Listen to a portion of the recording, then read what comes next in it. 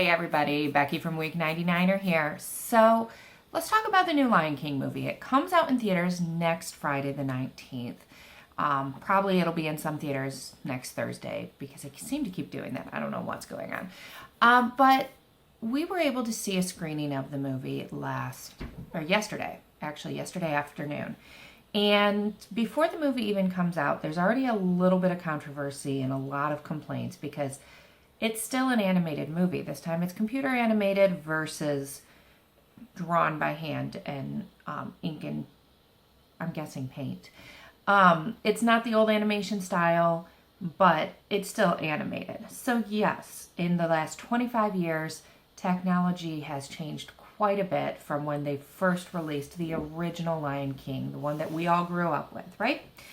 So with that in mind, before I even go into a review of the movie, and I'm not even going to worry about spoilers because you guys, we've all seen the movie. We already know what happens. And if you haven't seen the movie, I'm sorry.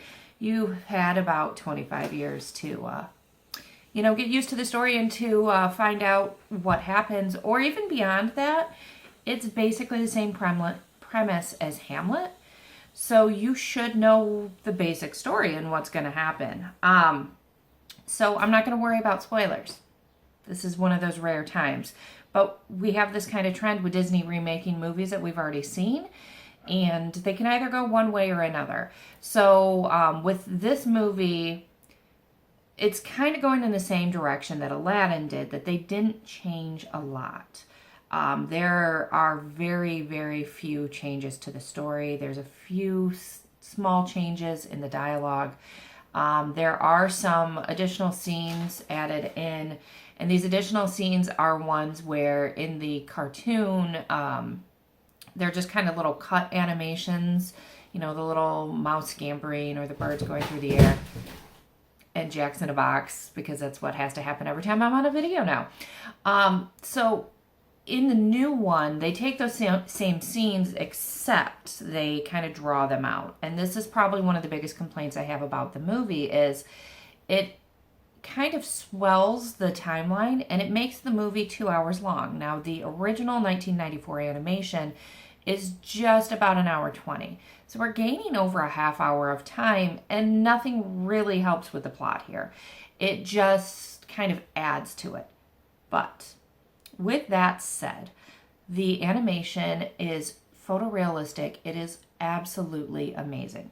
So we did see this in the Dolby Theater at a local AMC. Now, Dolby, one of the things it does do is it gives you that awesome sound. So if somebody, like when the lions roar, you can actually feel your seat rumbling, which is kind of fantastic, right? It's neat, but it's only useful for a few scenes, like the stampede and the two big roars from Mufasa and Simba. But what it also does is it gives you a better quality projection and a high quality viewing on the screen. And that was absolutely worth it. So the photorealism of the movie for me, it made me question a couple things that I never questioned in the cartoon, like why are Nala's eyes green versus everybody else's are kind of these orange, brown eyes. So when I got home, I actually, they paid attention to a lot of the details in the animals that you wouldn't normally see and think about when you're seeing the cartoon, because they're just animated lions. Why do you care about their build or how they move? And like even when the animals are saluting or celebrating when they lift up Simba or the baby cub at the end, I forget his name right now, then, the animals are moving like animals will move most of the time. There's a couple times they don't, which is really weird to me. So when I got home, I actually did Google what color eyes do lions have, because that's something I never really thought of before. What color eyes do lions have? So now I do know they do get these gray-blue eyes, or they do have these kind of brown-orange eyes. So, okay, that wasn't off base. It wasn't just a nod to the cartoon. It's actually something that's real.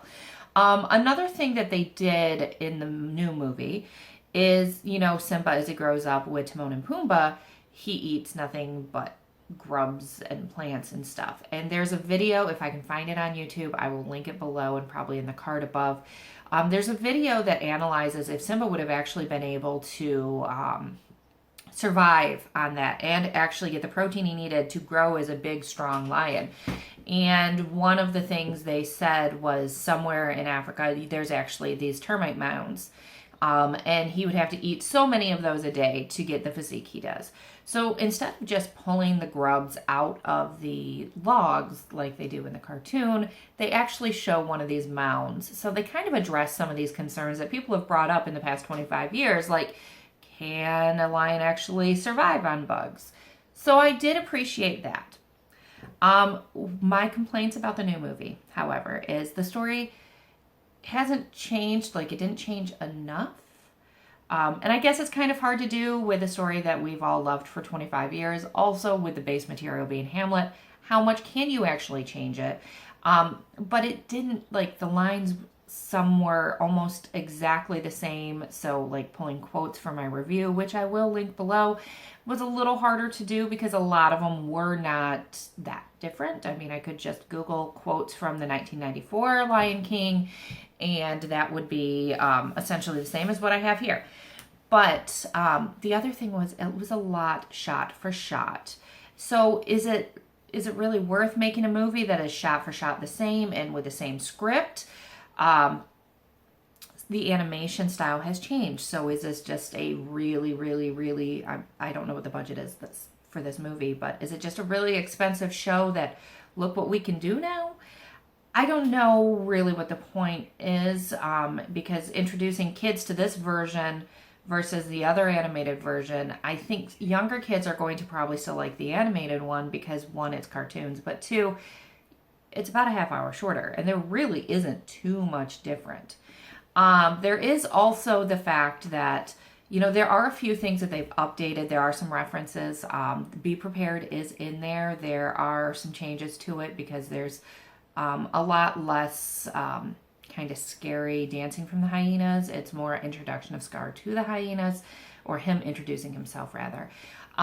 So we don't have that kind of, Cold War type feeling there, which to me, even in the 90s, was a little odd. But instead you have, you have some updated references to a few parts. There's a little bit of potty humor because, well, what movie doesn't have that nowadays? And, so those changes are there. The songs that we love are still there. There's a few lyrical changes, but not a ton.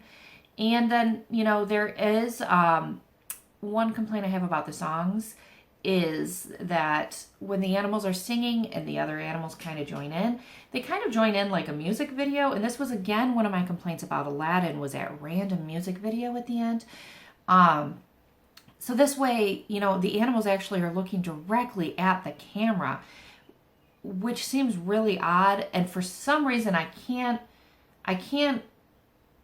like rectify in my mind the idea of singing lions, because we know Disney's good, but they're not that good yet.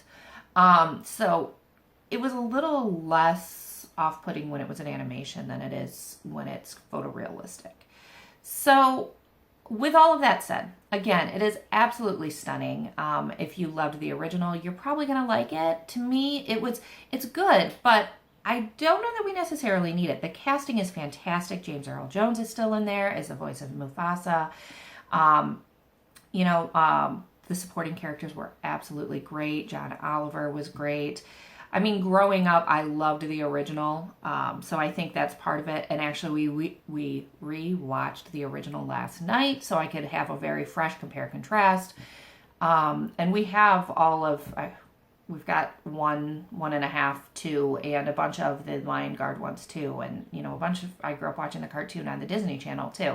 So I think it's going to be, for some fans, it's going to be a hard sell. However, if you like the movie, or the cartoon, you're probably going to like this version as well. I'm just hoping that this trend of doing direct remakes changes pretty soon here. I'm hoping they definitely break the mold with Mulan. They've already taken the musical numbers out.